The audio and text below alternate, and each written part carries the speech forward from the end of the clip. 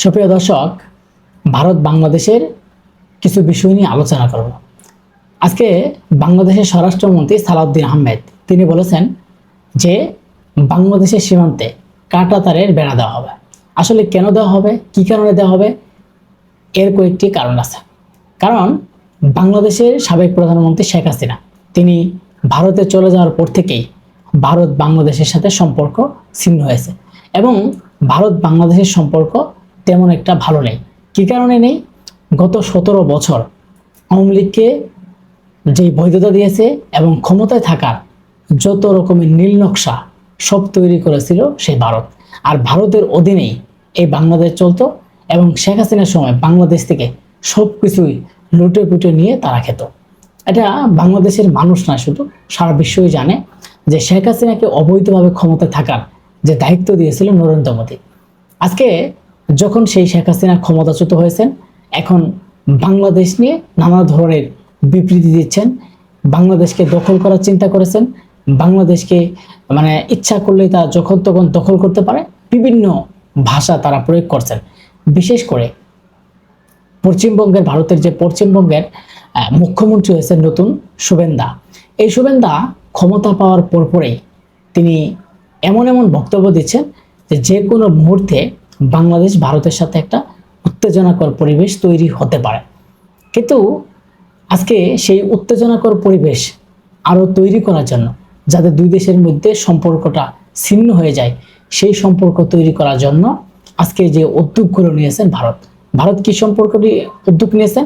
ভারতের পশ্চিমবঙ্গের যিনি মুখ্যমন্ত্রী শুভেন্দা, তিনি সেই দিল্লিতে যারা বসবাস করছে, বিশেষ করে যারা বাংলা ভাষায় কথা বলছে, যারা মুসলমান, যারা গরিব অসহায়, তাদেরকে ধরে ধরে সীমান্তে নিয়ে এসে বাংলাদেশে পুশিং করার চেষ্টা করেছে। এমনকি বিভিন্ন জায়গায় করার চেষ্টা করছে। সেখানে বাংলাদেশের বিজিবি সতর্ক অবস্থান করে তারা সেখানে সেই জবাব দিচ্ছে এবং কোনোভাবেই যাতে পুশিং না করতে পারে তার জন্য সতর্ক অবস্থান আছে বাংলাদেশের বিজিবি। দেখেন, আজকে ভারতের সাহস বেড়ে গেছে। ভারত তারা নিজেরা যা ইচ্ছা তাই বলছে বাংলাদেশ নিয়ে। কেন বলছে? যে তাদের যে বন্ধুর কাছ থেকে অনেক কিছু নিয়েছে 17 বছর, এখন তো কিছুই পাইতেছে না, এখন তো বন্ধু আর নেই, যেই কারণে এখন তারা দিশাহারা হয়ে গেছে এবং কান্নাকাটি শুরু করে দিয়েছে। আমি একটা কথা স্পষ্টভাবে বলতে চাই যে সালাউদ্দিন সাহেব যে উদ্যোগগুলো নিয়েছেন, যে বাংলাদেশের সীমান্তে কাঁটাতারের বেড়া দেওয়া হবে, যে কথাটা তিনি বলেছেন, তো আমরা মনে করি এই উদ্যোগগুলো আরো আগে নেওয়ার দরকার ছিল। কারণ আমরা আগে থেকেই একটা কথা বলি যে ভারত কখনো আমাদের বন্ধু ছিল না, থাকবেও না, হবেও না। কারণ ভারত বন্ধুত্ব সম্পর্ক তৈরি করতে চায় স্বার্থের কারণে।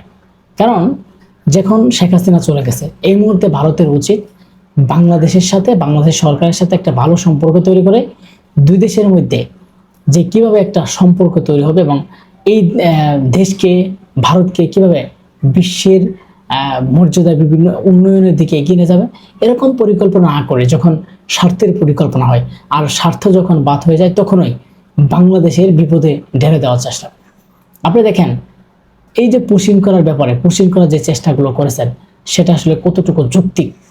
আজকে ভারতের নাগরিক, ভারতের সব কিছুই আছে এবং বাংলাদেশে ঢেলে দেওয়ার চেষ্টা করছে। আজকে সালাউদ্দিন সাহেব যে উদ্যোগটা নিয়েছেন সীমান্তে কাঁটাতারের বেড়া, আজকে বাংলাদেশের বেশিরভাগ মানুষই বলবে যে এই প্রকল্পটা চীনকে দেওয়া হোক। কারণ ইতিমধ্যেই চীনের অনেক কিছু প্রকল্প দেওয়া হচ্ছে, বাংলাদেশের বিভিন্ন জায়গায় চীনকে প্রকল্প দেওয়া হচ্ছে।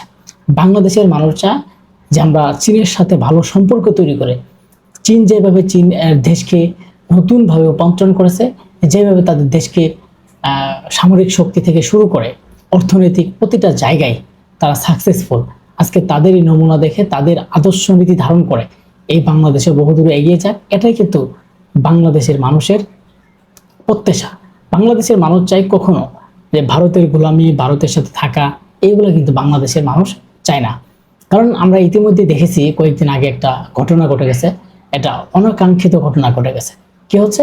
সেটা হচ্ছে বাংলাদেশের প্রধানমন্ত্রীর যিনি উপদেষ্টা, তথ্য উপদেষ্টা ছিলেন, বর্তমানে আছেন, তিনি যখন ভারতের আমন্ত্রণে এবং সেখানে একটা আন্তর্জাতিক সম্মেলনে উপস্থিত থাকবেন, আর সে সময় ভারত তাকে কিভাবে হয়রানি করেছে, তাকে কিভাবে মানে একটা একটা কথা বলা যায়, সেখানে এমন কিছু ঘটনা ঘটছে যেটা আসলে ন্যাক্কারজনকই বলা যায়।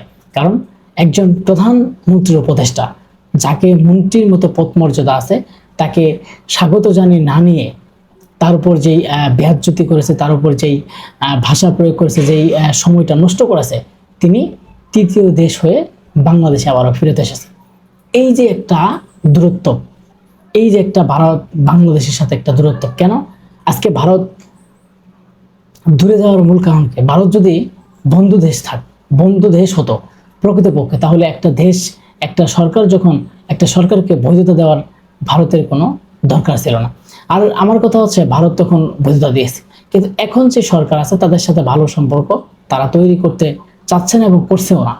আপনি দেখেন তারা যেইভাবে চেষ্টা করছে যে ভারত বাংলাদেশের মধ্যে একটা উত্তেজনাকর শুরু করে, কিন্তু আজকে যদি কাঁটাতারে বেড়া নির্মাণ করতে যাওয়া হয়, যদি তারপরে দেখবেন যে ভারতের নানা রকমের বাধা দিবে এবং হুমকি দিবে, ধামকি দিবে, আমরা মনে করি, বাংলাদেশের মানুষ মনে করে যে এই প্রকল্পর বাস্তবায়নটাও যাতে চীনকে দেওয়া হয়, এবং চীনকে যদি দেওয়া হয় তাহলে ভারত কিন্তু একদম চুপ হয়ে যাবে। কারণ একটা কথা আছে, বাবারও বাবা আছে। আজকে ভারত যেই বাংলাদেশ নিয়ে যেই ধরনের বক্তব্য দেয়, যে ধরনের দুঃসাহস দেখায় যে ভারতের মানুষজন যা আছে সব ছেড়ে দিলে নাকি শেষ হয়ে যাবে বাংলাদেশ, আর 1 মিনিটের মধ্যে নাকি বাংলাদেশ দখল করবে। তো আমরা মনে করি যে এই প্রকল্পগুলা, বাংলাদেশের মানুষের যে আকাঙ্ক্ষা, যে এই প্রকল্পগুলা যদি চীনকে দেওয়া হয়, তাহলে দেখবেন যে সেখানে ভারতের বিএসএফরা কথা বলার সাহস পাবে না।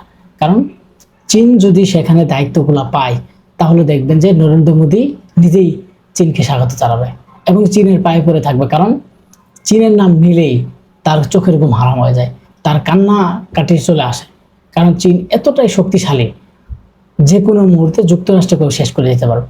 আর তো ভারত তো দূরের কথা, চীনের একটা হুমকি ধামকিয়ে কিন্তু নরেন্দ্র মোদী একদম ক্লোজ হয়ে যাবে। যে কারণে আমরা মনে করি যে আজকে যদি এই প্রকল্প এবং বড় বড় যে সীমান্তর কাঁটাতারে বেড়া এবং কাঁটাতার ছাড়াও যে আরো যে প্রকল্পগুলো আছে সীমান্তবর্তী, সেই সীমান্তবর্তী প্রকল্পগুলা চীনের হাতে দেওয়া হোক। দেখবেন যে কত ধানে কত চাউল, নরেন্দ্র মোদী ভারত থরথরি কাঁপা শুরু করবে। আর এই শুভেন্দা বক্তব্য তো দূরের কথা, তার চোখের ঘুম হারাম হয়ে যাবে, কথা বলার কোনো সাহস পাবে না। সবাই ভালো থাকবেন, অবশ্যই কমেন্ট করে মতামত জানাবেন।